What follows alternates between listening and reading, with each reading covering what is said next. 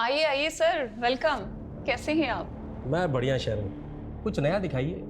कब तक वही पुराना स्टॉक चलाते रहेंगे आप तो हमारे पुराने क्लाइंट हैं सर, आपकी बात को कैसे टाल सकते हैं। जाइए, सरप्राइज है आपके लिए।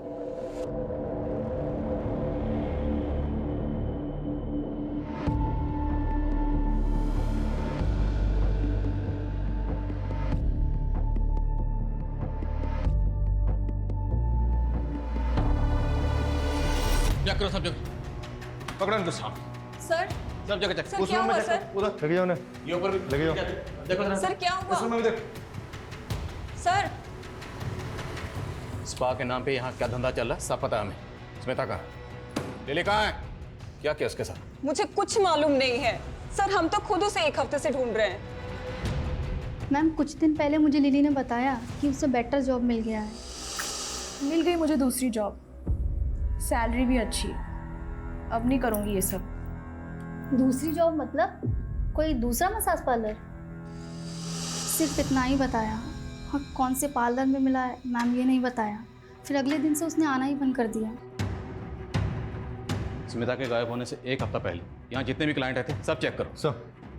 और ये जो आप सर्विस करती हैं मतलब समाज सेवा, तो सीसीटीवी कैमरा तो लगाया नहीं होगा आपने? सर सीसीटीवी लगाएंगे तो क्लाइंट कहाँ से आएंगे यहाँ? लेकिन हमारे पास हवालात में ना एक से एक मसाज है। ऐसी मसाज करते हैं कि बड़े बड़े सच बोलते हैं। लेके आप। सर एक मिनट सर, एक मिनट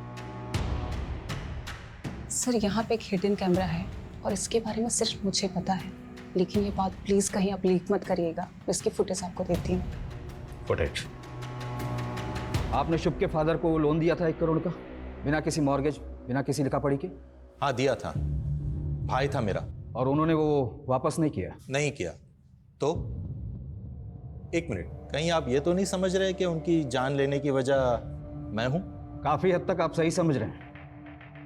कोई भी इंसान किसी परेशानी में ही सुसाइड करता है। क्या आपको कोई ऐसी वजह पता हो जिससे कोई इंसान अपनी जान ले सकता हो? भाई भाभी थे मेरे। 1 करोड़ रुपए के लिए उतना परेशान करूंगा कि वो अपनी जान ले ले?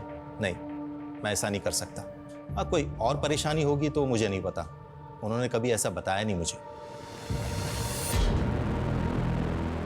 ये स्पा में आने वाले उन क्लाइंट्स के नाम हैं जो सिर्फ और सिर्फ स्मिता से मसाज कराना पसंद करते थे। स्मिता के अलावा ये क्लाइंट्स किसी और को पसंद नहीं करते थे। और ये वो कंपनीज हैं जहाँ स्मिता ने जॉब इंटरव्यूज दिए, लेकिन इनमें कहीं भी स्पा का नाम मेंशन नहीं।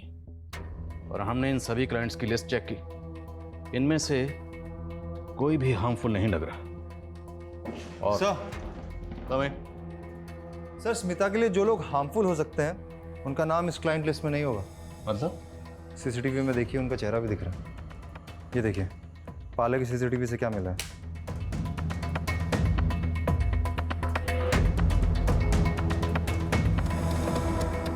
बड़ा रंगीन और शौकीन आदमी निकला तू।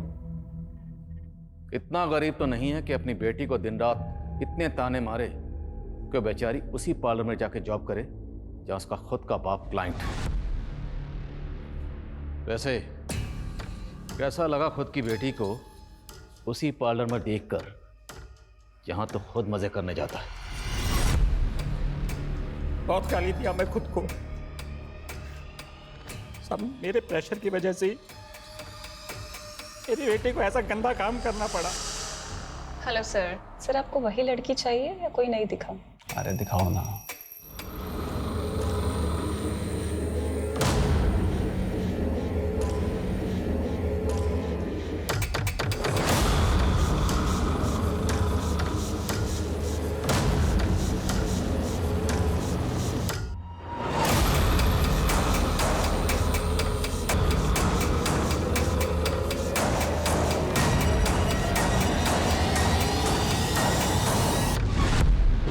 साले, तो शुरू से ही झूठ बोल रहा है। वो केयरिंग बाप, रोना धोना सब नाटक था तेरा, जबकि तूने खुद स्मिता को मजबूर किया ऐसा बुरा काम करने के लिए। और फिर पार्लर में जब तुमने अपनी बेटी को देखा तो तेरे अंदर का वो मर्द जाग गया और तूने उसे गायब कर दिया, है ना? गायब किया या मार दिया उसे? कहाँ स्मिता? बोल बोल। नहीं सर, मैंने कुछ नहीं किया सर, मैं तो पछता रहा हूं अपनी गलती में। स्मिता के फोन से आखिरी कॉल तुझे किया गया था, क्या बात हुई थी? पापा मेरी जॉब लग गई है, काम भी रिस्पेक्टफुल है और सैलरी भी अच्छी है। बाकी डिटेल्स घर आके बताती हूँ। सॉरी अगर आप हर्ट हुए हो मेरी वजह से। काश मैं तभी समझ जाता कि वो मेरी गलती की, मैंने उससे बात तक नहीं की। हमेशा उसको फेलियर, लूजर फील कराया। असल में लूजर वो नहीं, मैं हूँ।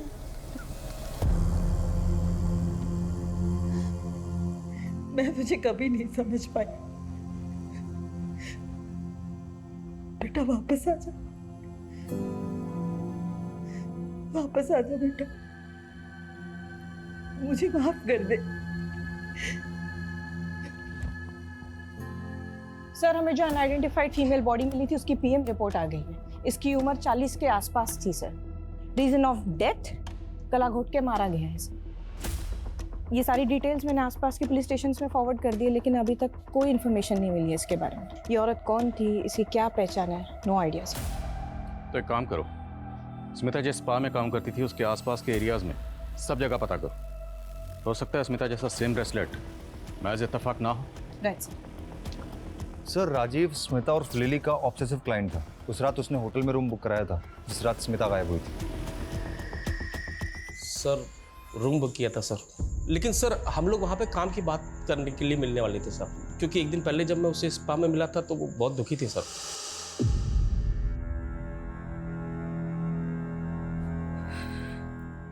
तुम रो रही हो?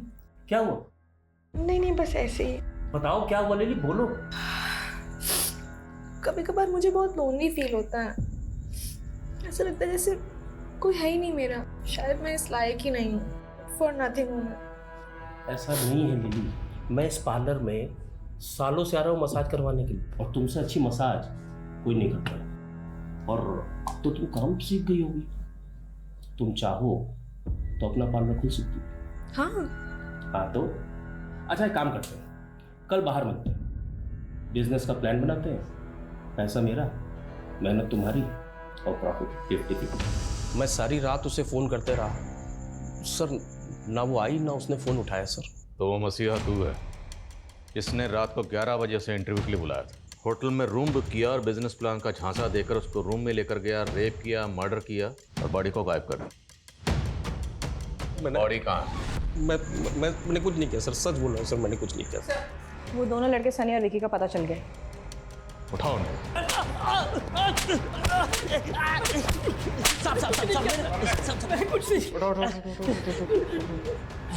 तुम दोनों एक बात कान खोलकर सुन लो, 10 दिन से अंडरग्राउंड हो।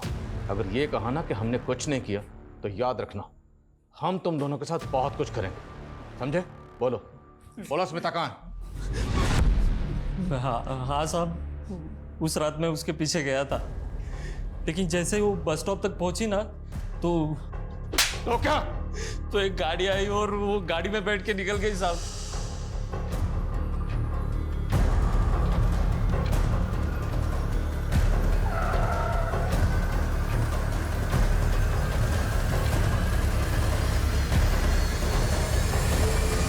कौन सी गाड़ी थी? साहब वो तो याद नहीं साहब, ध्यान नहीं रहता ना वैसे, लेकिन गाड़ी बड़ी थी साहब। बहुत बड़ा खुलासा किया तुमने। अब याद रखना, जब तक सच नहीं बोलोगे ना तुम लोगों की धुलाई भी बहुत बड़े डंडे से करेंगे। चालू रखो, जब तक सच ना बोले तोड़ो सालों। पूरे चांसेस हैं कि शायद ये दोनों झूठ बोले, पर फिर भी पता करो इनकी कार वाली कहानी में कितनी सच्चाई है। Yes sir.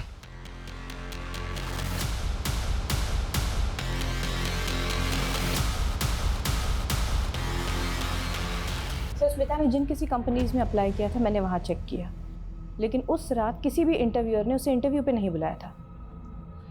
ओ राजीव जिसने होटल में रूम बुक किया था उसकी हिस्ट्री क्रॉस चेक की? यस सर, और हमने स्मिता के क्लाइंट्स की लिस्ट को भी रीचेक किया। सर इनमें एक बंदा है शुभ पटेल, बड़ी इंटरेस्टिंग कहानी है इसकी। 1 महीने पहले इसके माँ बाप ने सुसाइड किया, 1 हफ्ते पहले इसकी बहन ने आत्महत्या की।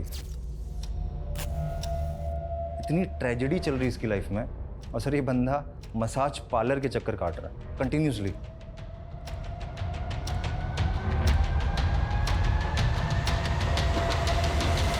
सर मुझे डाउट है कि माँ बाप ने सुसाइड नहीं किया बल्कि उनका मर्डर हुआ है। उनकी मौत को अभी 1 महीना भी नहीं हुआ और शुभ एजेंट से मिलकर सारी प्रॉपर्टी बेचने की बात कर रहा है। जब माँ बाप ने सुसाइड किया था तब ये शुभ कहाँ था? अपने ऑफिस में था। और जब 2 बार इसकी बहन ने सुसाइड अटेम्प्ट किया तब ये कहाँ था? उसके साथ घर पर ही था।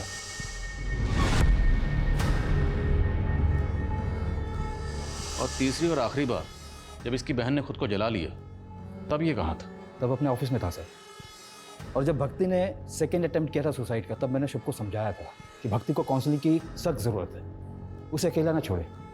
लेकिन उसके बावजूद भी वो अपनी सगी बहन को, ऐसी सुसाइडल लड़की को अकेला छोड़कर चला गया। ये शुभ मुझे थोड़ा अशुभ लग रहा है।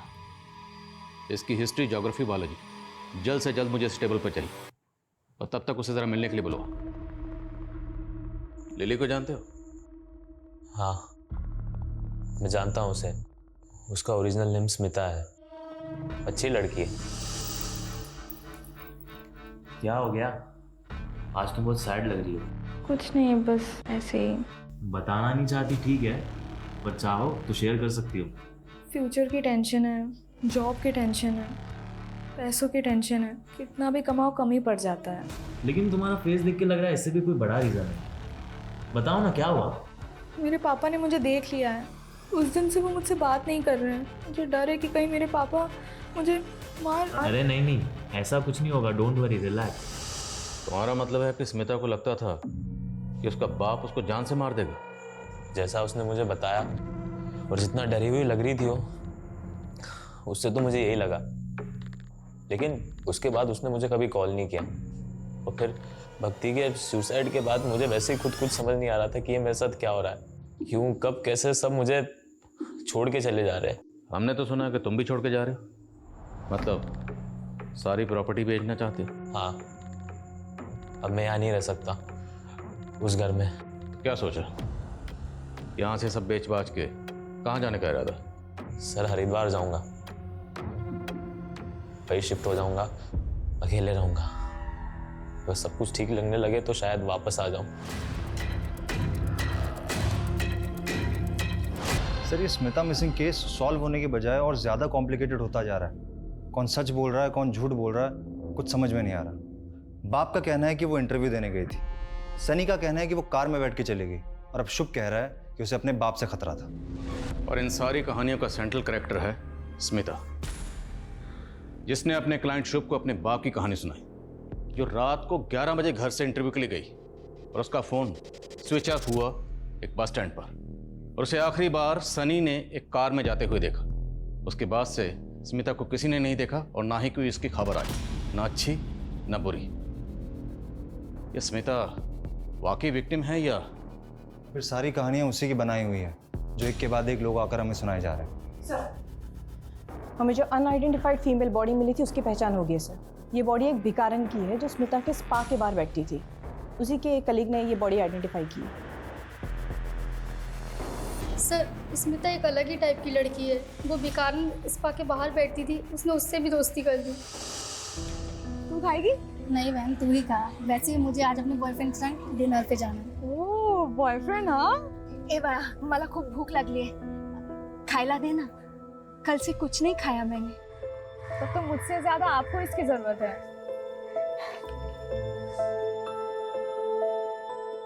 अच्छा लगा?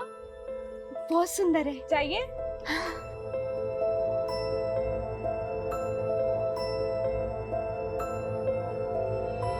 सर, मैंने उसकी जैसी लड़की आज तक नहीं देखी। वो सीधी सादी, सिंपल, दिल की बहुत अच्छी है। स्मिता ने जिस भिखारन को अपना ब्रेसलेट दिया, वो भिखारन अचानक गायब हो गया। और तकरीबन उसी वक्त भिखारन का मर्डर हो गया जिस वक्त स्मिता गायब हुई। कहीं ऐसा तो नहीं कि स्मिता ने जानबूझकर अपना ब्रेसलेट उस भिखारन को दिया और उसके बाद उसे प्लेस कर खुद अपनी मर्जी से कहीं चली गई? अगर ऐसा है तो हमें बड़ी चालाकी से घुमाया गया। जल्दी पता करो स्मिता कहाँ है।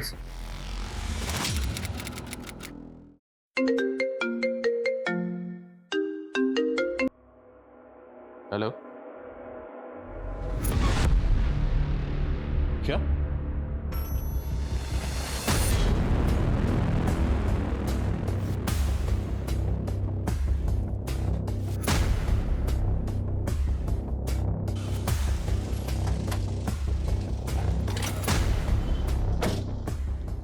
ये लड़की हाँ सर, यही लड़के हैं। कहाँ है?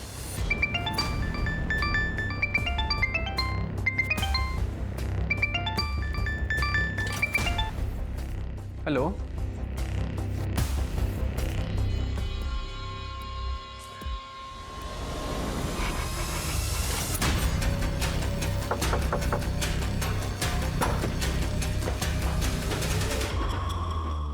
मर्डर तुमने पहले ही प्लान किया हुआ था, इसलिए सबसे पहले तुमने भिखारन का मर्डर किया।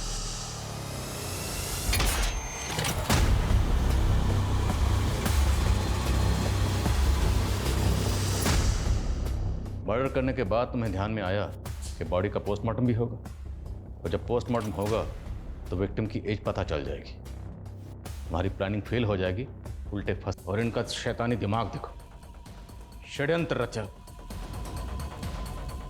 माँ बाप ने सुसाइड किया, यतीम हो गए, अनाथ हो गए हो, लेकिन फिर भी तुम लोगों के ऊपर तरस नहीं आ रहा। दिल कर रहा है कि तुम लोगों की हड्डी पसली एक कर दूं। अपने लालच और फायदे के लिए दो मासूम लोगों की जान ले ली तुम लोगों ने। ये केस हर लिहाज से एक्सट्रीम की एक मिसाल है। एक तरफ जहां स्मिता अपने माँ बाप को खुश करने के लिए एक्सट्रीम तक गई, वही स्मिता शुभ और भक्ति की एक्सट्रीम का शिकार हो गई।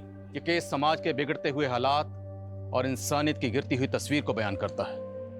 जहां छोटा भाई पैसों की खातिर अपने बड़े भाई की बीवी पर नजर रखता है, जहां शुभ और भक्ति जैसे बच्चे अपने माँ बाप को इंसाफ दिलाने के लिए न सिर्फ गैर कानूनी बल्कि ऐसे वहशी तरीका अपनाते हैं जिसकी भेंट स्मिता और भिखारन की मासूम जिंदगियां चढ़ती हैं। जज्बाती होना, इमोशनल होना बुरी बात नहीं, पर जरूरत है उसके मापदंड को चेक करने की, हर वक्त उस पर नजर रखने की कि कहीं आप या कोई और